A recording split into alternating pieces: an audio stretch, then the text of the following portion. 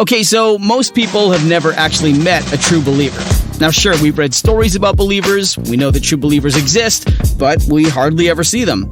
Well, Be Holy is a podcast that shines a light on the behaviors, the mindset, and the duties of a believer, so that we can recognize God's children even when they don't look like God's children. Yeah, it's a bit of a process. Each lesson is given by our own Pastor Nard. Your sins have been forgiven. All you have to do is believe it, and God will help you through your journey. You've traveled long enough without Him. Today on Be Holy. Wealth is actually nothing. God is talking to us about wealth and how wealth is it's temporary anyway, but it's really nothing. And so we make a big thing about being wealthy and having money. Hey, listen, it's good to have money because when you need it, you have it, right? Well, God talks a little different. He talks a little different.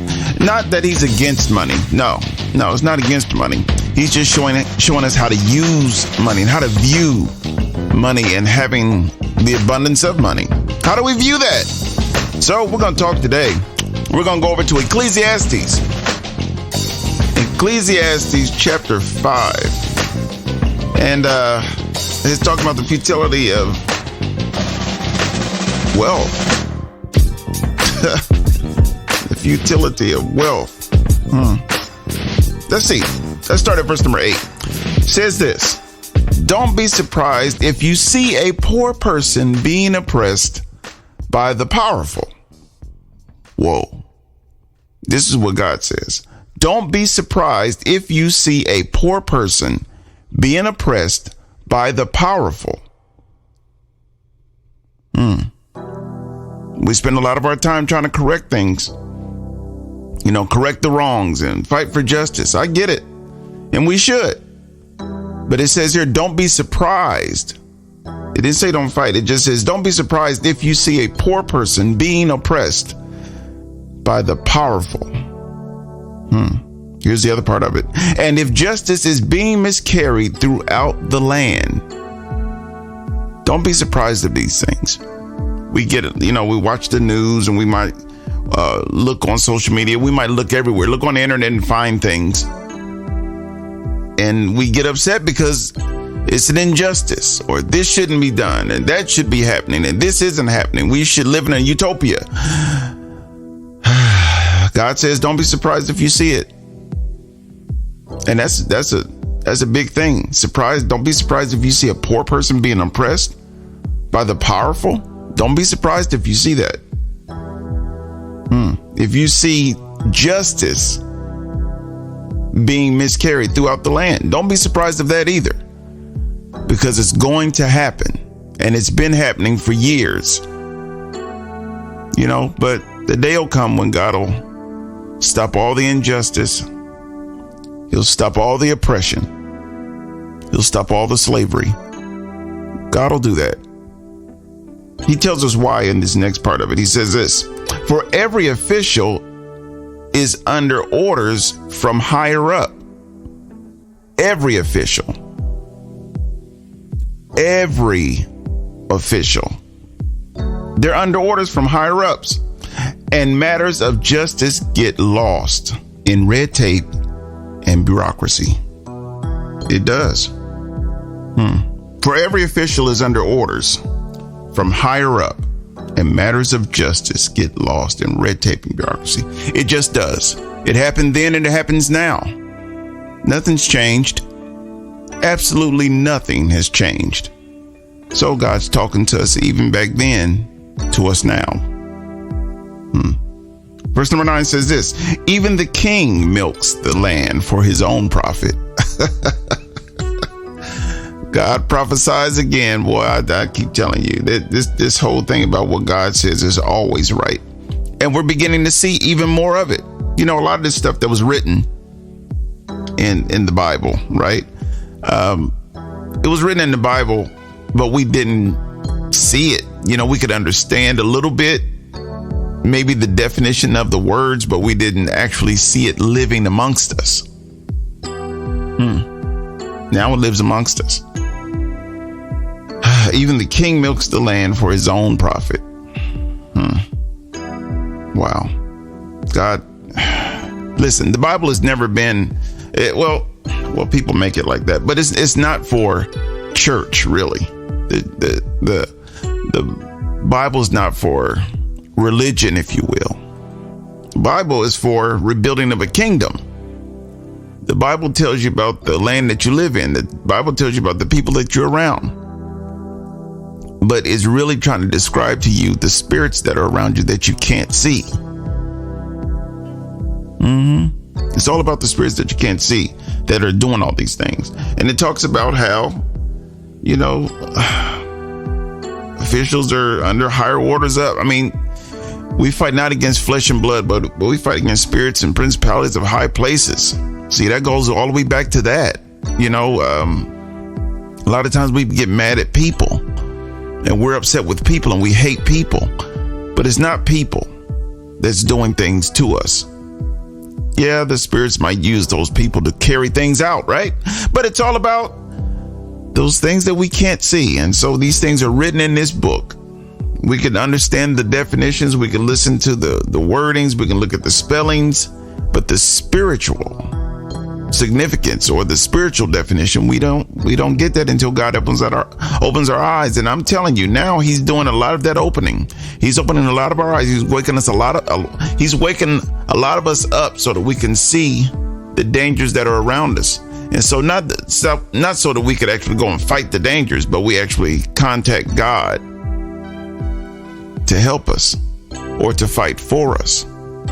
See, a lot of times we want to go out and do all the fighting, but really we're supposed to contact God and let him avenge us, him do all the vengeance, him get the revenge, because he'll get the revenge in the right way. See, we'll get revenge and don't know where to stop. Really don't even know where to start, but God knows how to get revenge righteously. See, he won't misuse people to get the revenge. He'll just set the revenge up. Gives us time to, to undo things. Gives us time to get right, Gives us time to change.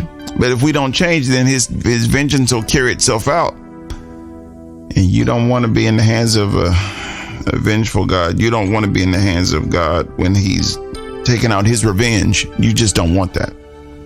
And so here it talks about these things that are around us even today. The king milks the land for his own profit. Even the king does it. The leader of the land does it. Verse number 10 says this: those who love money will never have enough. Now, he's not against money. You should learn how to use money.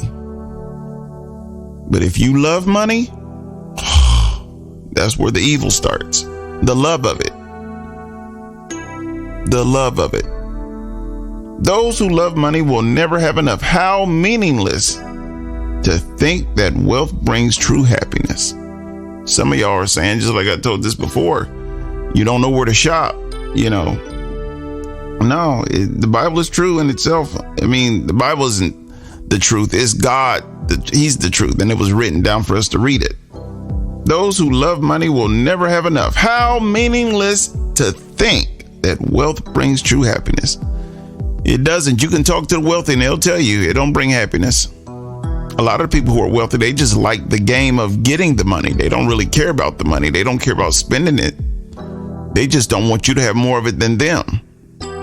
Or it's a competition for them. They just love competing for it. But when you get down to the love of it, you'll have people taken out for money. You'll have people removed for money. You'll have the truth removed for money. I mean, you'll do all these things because you love the money.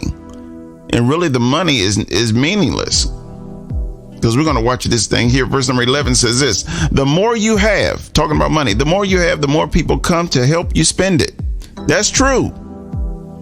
That is true. The more money, that's the people who, go to, let's just say they become part of the basketball league, or a professional football league or whatever. If they're not used to having money and they get a big 15 million, 20 million, $30 million contract, people from all over the world that you've never heard of will come and find you and help you spend it. Some will tell you that they're going to help you save it. And some of them do. They're not all bad. I'm not saying that. I'm giving an example here. You know how when you get paid on your job is when people show up and they might need money. They might ask you for money. Some people might legitimately need it, right? But then there's these other people who are always trying to pull the fast one. They wait till you get paid to ask you to borrow some money. They wait till you go and cash the check, or they wait until you get the money into your account. They know when to call. They know when to say your name. They know when to do it all. And they'll wait there and they'll be there because they love that money, and they'll do whatever they have to do to get it out of you and anybody else. So it's not personal. They want it out of everybody. The more you have money, the more you have, the more people come to help you spend it. Right when you get some money, it's time to spend it. Somebody's going to help you spend it. And you're trying to hold it. We're talking about how money and how useless this stuff is. It's useful, but it don't make you happy. It's not going to solve your problems. It can solve some of the monetary problems. Like the Bible says, money answers everything. Yeah, you can get anything done if you got enough money. You can get people to do anything if you have enough money. You can get people to say anything if you have enough money. That's the answer. But the love of it is where the evil starts. It's not about the money. It's the love of the money that gets us in trouble. Somebody say, man, I know it does. It gets us all in trouble. Verse number 11 again. The more you have money, the more you have, the more people come to help you spend it. So what good is wealth, except perhaps to watch it slip through your fingers? What good is wealth, except perhaps to watch it slip through your fingers? Because it's going to slip straight through there to somebody else, and it's going to slip through their hands. You're not going to be able to contain wealth and hold wealth. Wealth goes wherever it's going. So when you love money, you're trying to keep as much of that wealth as possible. But if you don't love it, you lose it, you lose it. It'll come back some other kind of way, some other kind of money will show up, especially if you're using your money to help people. If you're really helping people, that money will show back up and help you to help some more people, because that's why you're wealthy in the first place, is to help people. You're not wealthy to get your own thing and be your own thing. I'm sure you can enjoy your work. That's what God tells us, to enjoy your work. Enjoy your work, but not your money. Listen, get out there and love God. Well, how did you feel about today's lesson? Speak with us at beholy116@gmail.com. Share Be Holy with a friend, a colleague, or someone who needs it. Connect with us today at beholy116@gmail.com. Your support of Be Holy is greatly appreciated. Simply text the word GIFT to 614-363-6133. And if you're ever in Columbus, Ohio, give us a visit. Come visit us. Brought to you by the First Church of Christ Apostolic Way, a small church with a big heart.